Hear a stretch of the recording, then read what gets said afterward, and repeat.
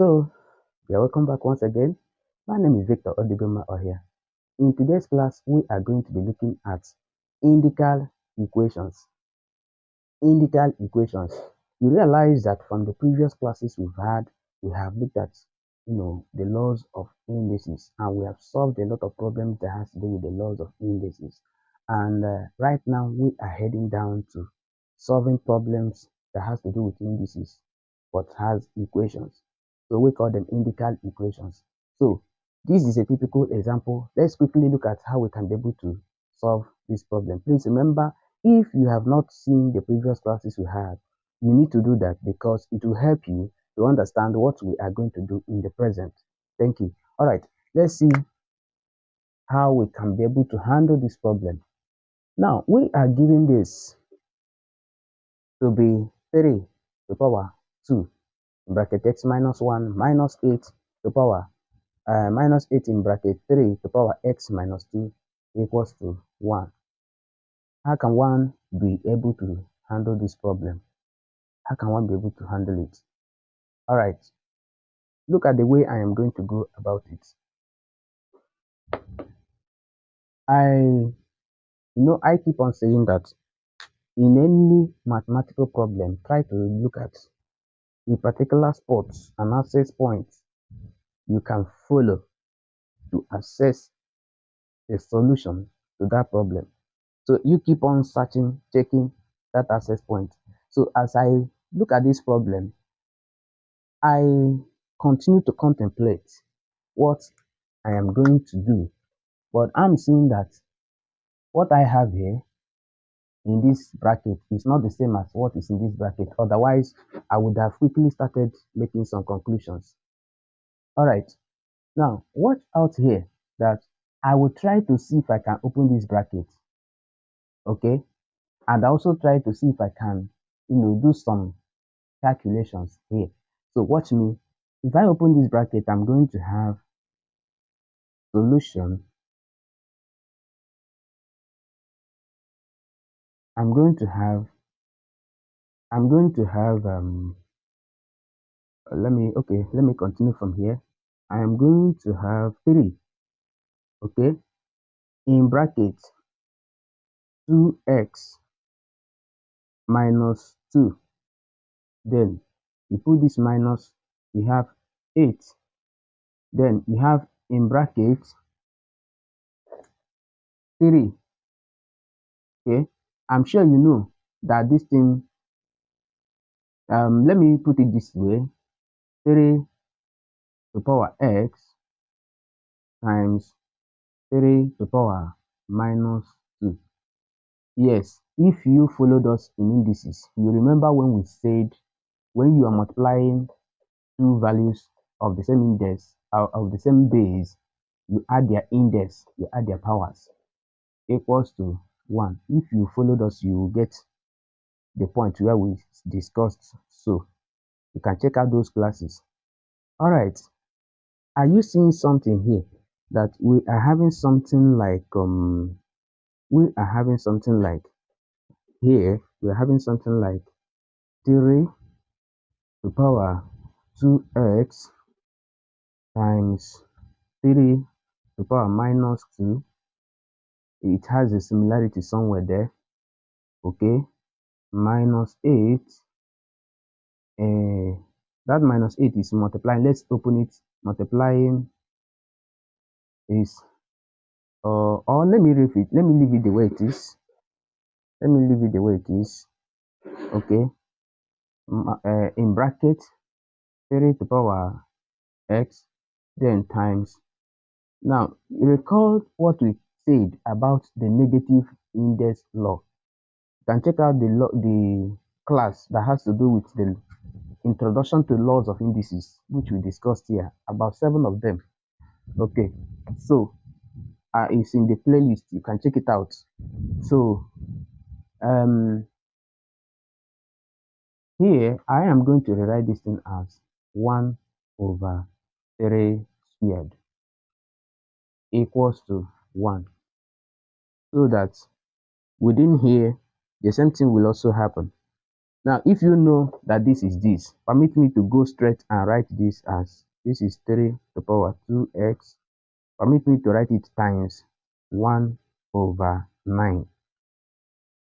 Yes, because this now, I will also rewrite it as 1 over 9. Okay, then minus 8, okay, in bracket 3 to the power x times 1 over 9 equals to 1. Now, do you see that all these things, okay, let me take another line again because I want you to see clearly what I'm doing here. I don't want you to have any doubts at any level. This times this now will give you 3 to the power 2x all over 9. Am I correct? Yeah. Minus this will open here and you will have 8 multiplying 3 to the power x, then all over 9 as well, then equals to 1. So I would like you to say now more multiply through by 9, so that 9 multiply this will remain. I'm sure you are seeing that 3 to the power 2x, okay, minus 9 will also multiply this. 9 will cancel 9. What we will be having left is minus 8 in bracket 3 to the power x, okay, then equals to 9 times 1 will give you 9. So this is what we are going to achieve out of the whole stuff. So now permit me to rewrite this 3 to the power 2x as 3 to the power x, then outside the bracket 2. Yes, because why?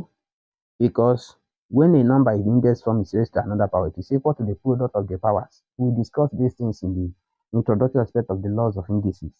Okay, so I have to rewrite this to have a uniformity with this. Minus 8 in bracket 3 to the power x, then equals to, or let me say minus 9 equals to 0.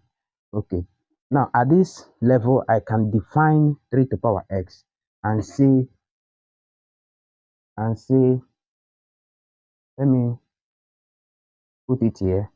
If I say let 3 to the power x be y, then means this will become y squared. Can you see that this will become y squared minus 8 in bracket y, then minus 9 equals to 0. We have arrived at a quadratic equation. So we can try to see whether we can handle it with factorization. So if I come there now, let me see how I can be able to, break it down for you to understand, in case if you don't have a proper understanding of factorization in quadratic equations. Okay, but I'll still make out time to teach that as a class with good, adequate examples. Okay, so what we normally do in factorization is that we take a product, product of this first term and the last constant, which is y squared times minus 9, and that will give us minus 9y squared. So we concentrate on this minus 9 and check sum 2 factors of this minus 9 that will sum to minus 8. So 2 factors of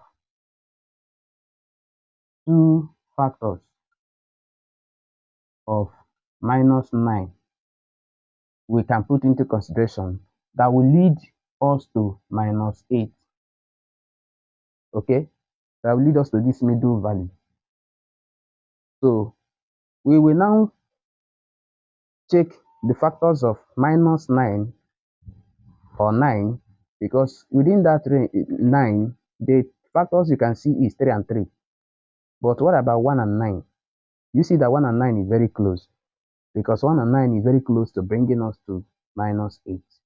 So I can now consider 1 and 9. So my concern now is how do I position 1 and 9 in such a way that it will give me -8. You can see it is by assigning +1 and -9.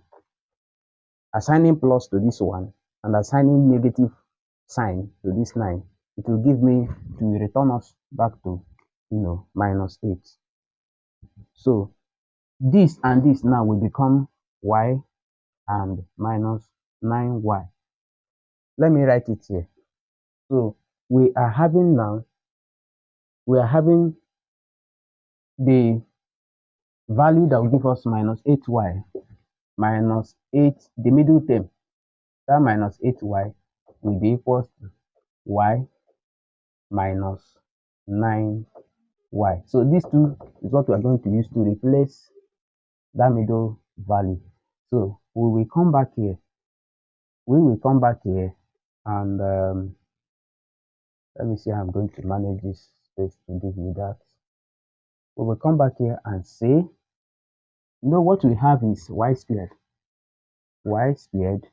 okay, -8y -9 equals 0.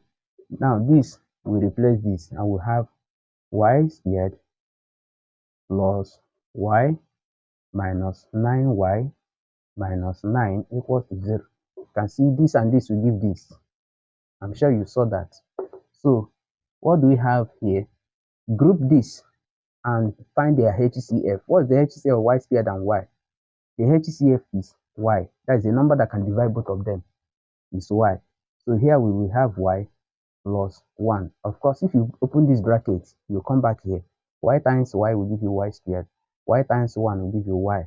Now within here, the HCF is -9 because this times -9 times y will give you -9y, and -9 times plus 1, because minus times plus will give minus.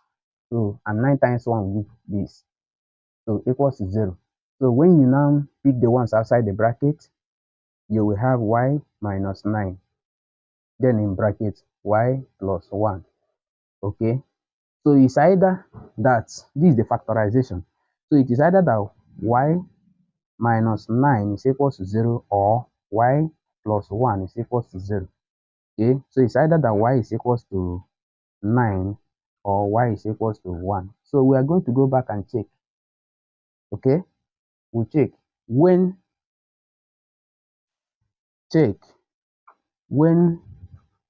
y is equals to 9. We had that let 3 to power x be what? Y. So y is 3 to power x equals to 9. That means that 3 to power x is equals to 3 to power 2, because 9 is 3 squared. So at this level, x is equals to 2. Okay, I'm sure you saw that. So if we also check for when y is equals to 1, we'll check whether when y is equals to 1, so 3 to power x equals to 1. Okay, and in this case, it can only be possible for 3x to be equals to 3 to power 0. It then means x here is equals to 0.